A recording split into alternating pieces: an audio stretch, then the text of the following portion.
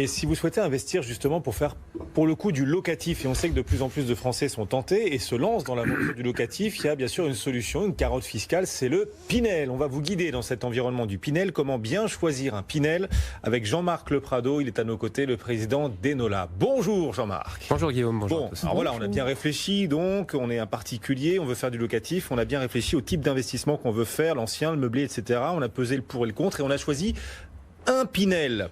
Quelles sont les règles d'or à respecter pour bien choisir son produit en Pinel ? Alors, d'abord, j'abonde parfaitement dans votre sens sur le fait qu'il faut d'abord réfléchir avant de se lancer dans le Pour Pinel. tout, hein, Jean-Marc, soyons honnêtes. Oui, mais d'une manière générale, je vois quand même beaucoup de gens qui foncent bille en tête sur une formule de type Pinel, par exemple, et en fait qui s'avère absolument pas adaptée à leur patrimoine, à leur stratégie patrimoniale. Donc, je trouve que c'est une bonne précaution a priori. Ensuite, une fois qu'on a bien validé que le Pinel était la solution pertinente pour sa stratégie patrimoniale, une fois qu'on a dimensionné l'investissement également, on va essayer de trouver le meilleur produit au meilleur endroit et au meilleur prix. En fait, le triptyque est là. Je commencerai par le promoteur. La première de toutes les précautions à prendre est de vérifier tant que faire se peut la qualité du promoteur avec lequel on va travailler. Est-ce que c'est un promoteur qui est très connu ? Est-ce que c'est un petit promoteur local ? Évidemment, le niveau de risque n'est pas le même.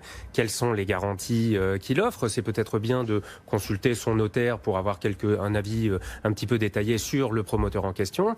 Faire quelques recherches, sans faire une enquête de police, mais faire quelques recherches sur ses comptes. C'est assez facile d'avoir les comptes d'une entreprise aujourd'hui pour au moins vérifier qu'il n'y a pas de clignotants trop orange qui sont allumés. Sur la qualité de production historique, je pense que c'est un bon moment pour demander au promoteur une liste de quelques immeubles qu'il a livrés il y a 15 ans ou 20 ans, de manière à voir comment ces immeubles ont vieilli. Parce que finalement, on peut s'imaginer que ce sera notre immeuble dans 20 ans. Tout à fait. Donc bien choisir d'abord son promoteur, vous le disiez, c'est absolument vital quand on se lance dans un Pinel. Bien choisir le partenaire avec lequel on va travailler, celui qui va nous livrer le bien. Il y a une grande mode dans tous les domaines, c'est regarder les avis des consommateurs sur Internet. Est-ce que vis-à-vis d'un promoteur, ça a aussi du sens ? Regardez les avis des consommateurs, regardez ce qui se dit sur le promoteur dans les forums, par exemple. Oui, je trouve que c'est tout à fait intéressant d'avoir ces avis-là en prenant évidemment les précautions d'usage. Si vous regardez TripAdvisor, il n'y a aucun hôtel dans le monde qui n'a pas une critique mauvaise à un moment ou à un autre. Donc il faut faire la part des choses dans ces avis. Pas tomber dans le syndrome d'Octissimo, quoi. Absolument. Et ne pas imaginer que parce qu'il y a 3-4 commentaires négatifs, le promoteur est forcément de mauvaise qualité, sinon on ne fera jamais rien. Donc choisissez bien d'abord votre promoteur. Ensuite, la localisation, on dit toujours qu'il vaut mieux investir près de chez soi. C'est vrai aussi quand on se lance dans un Pinel ? Je ne suis pas sûr, en fait. Je suis pas sûr. C'est très à contre-courant quand même de ce qu'on a tendance à dire. Oui, il y a plein de gens, mais plein de gens disent aussi qu'il faut acheter un bien dans lequel on vivrait soi-même. Je ne suis pas tout à fait en phase non plus avec cette analyse-là. Non, si on est à Lyon, par exemple, aujourd'hui, vous parliez de Lyon à l'instant, quand on est un investisseur plutôt averti, qu'on va chercher plutôt des opérations à fort rendement, Lyon n'est pas très adapté. Donc quand on est lyonnais, il est peut-être plus intelligent d'aller à Toulouse ou d'aller à Nantes pour avoir des rendements. On peut regarder aussi à Villeurbanne. Meilleurs. On peut regarder à Villeurbanne, on peut regarder à Vaux-en-Velin. Ce qui est moins loin. Non, mais ce que je veux dire, c'est qu'on n'est pas obligé non plus de partir à l'autre bout de la France. Ça n'est pas une obligation, en effet. Il faut choisir sa localisation. Si autour de soi, on a une localisation qui est pertinente en termes de rendement par rapport à sa stratégie patrimoniale, tout va bien. Si on n'est pas dans une recherche de rendement, mais plutôt de patrimonialité forte, Lyon est parfaitement indiqué aujourd'hui pour poursuivre ses investissements. D'accord, mais mieux vaut quand même choisir un bien qui soit à moins d'1h30, 2 heures de chez soi, parce qu'il faut quand même, une fois qu'on a investi en Pinel, participer aux assemblées générales, voir comment le bien évolue, voir avant qu'il soit livré peut-être comment les travaux évoluent. Bref, ça simplifie les choses quand c'est proche de chez soi. Mais si vous êtes parisien et que vous êtes obligé d'aller une fois par an à Bordeaux pour faire un petit tour autour de votre investissement, on va pas se plaindre. C'est pas nécessairement une punition. Quand on fait une opération Pinel, en fait, dans les 10-15 ans qui suivent, il y a quand même peu d'activités. Aller aux assemblées générales une fois par an, on n'est pas obligé d'y aller. On peut regarder l'assemblée générale et faire ses votes à distance en donnant une procuration. Ça peut se gérer. Je dis pas qu'il faut nécessairement aller loin de chez soi, mais c'est pas une pierre angulaire pour moi d'être dans un rayon d'1 kilomètre. Il est en train de casser un totem là. Choisissez d'investir proche de chez vous. Jean-Marc Le Prado. Et surtout pas ce que vous voulez. Jean-Marc Le Prado vous dit investissez surtout là où c'est rentable et là où il y a de l'avenir immobilier. Mais en revanche, ça ne veut pas dire qu'il faut se désintéresser de la localisation. Si vous investissez à Nantes, il faut aller à Nantes, voir l'environnement du programme sur lequel vous êtes en train de plancher. Alors on a choisi la localisation, on a choisi le promoteur. Maintenant, il faut peut-être bien choisir l'appartement dans la résidence, choisir le meilleur appartement possible pour investir en Pinel. C'est quoi les critères ? Absolument, c'est extrêmement important puisque dans un même immeuble, il peut y avoir des appartements qui vont se louer très facilement et d'autres qui seront un petit peu plus compliqués. Éviter naturellement les plans biscornus sur lesquels on perd beaucoup de surface surface avec de très grandes entrées ou un séjour qui est en V, qui va être très difficilement aménageable.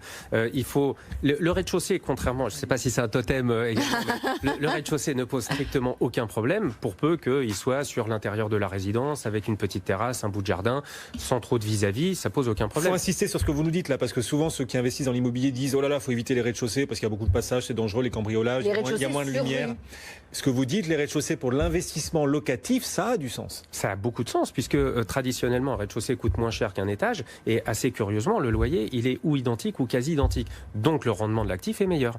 On a un rendement supérieur pendant toute la durée de détention. On achète un peu moins cher, on vendra probablement un peu moins cher également que les appartements du dessus, mais en attendant, on a eu un rendement qui est plus favorable. Ce qu'il faut éviter sur les rez-de-chaussée, c'est de cumuler. Si vous avez un rez-de-chaussée plein nord sur la voie de garage, gros problème. Si vous avez un rez-de-chaussée sur la rue avec des barreaux, problème. Vous allez avoir du turnover de locataires. En revanche, le rez-de-chaussée en tant que tel ne pose strictement aucun problème. Et bon, ça c'est pour bien choisir l'appartement, le bien au sein de la résidence. Et la résidence, plus elle propose de services, mieux c'est pour un Pinel ? Alors oui, il faut mettre le curseur au bon endroit.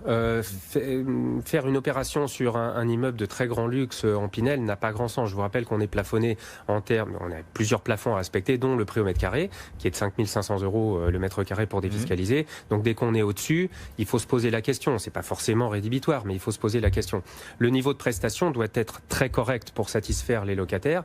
Il ne doit pas nécessairement être extrêmement luxueux, parce que sinon le prix va augmenter, mais curieusement le loyer va pas augmenter dans les mêmes proportions, donc le rendement va diminuer. Et le rendement en Pinel, justement, il est réputé être assez faible, quand même, relativement. Si vous prenez une fourchette entre 3 et 4% de loyer par rapport au prix d'achat, vous êtes dans la fourchette assez classique. Si vous voulez un peu plus de rendement, dans des localisations un petit peu moins prestigieuses, on peut monter à 4,5-5%. Dans des localisations plus prestigieuses, ça sera un petit peu en dessous. Mais du coup, vu que le rendement n'est pas spécialement attractif en Pinel, il vaut mieux éviter de passer par une agence pour la gestion locative, l'agence prenant des frais et donc rognant encore un peu plus le rendement de l'investissement ? Oui, là, il y a un vrai arbitrage à rendre. Je trouve qu'il y a beaucoup de gens qui imaginent qu'il est totalement impossible de gérer soi-même un bien en Pinel. Et pour le coup, c'est absolument pas le cas, puisqu'on peut tout à fait gérer, y compris à distance, gérer tout à fait correctement un appartement.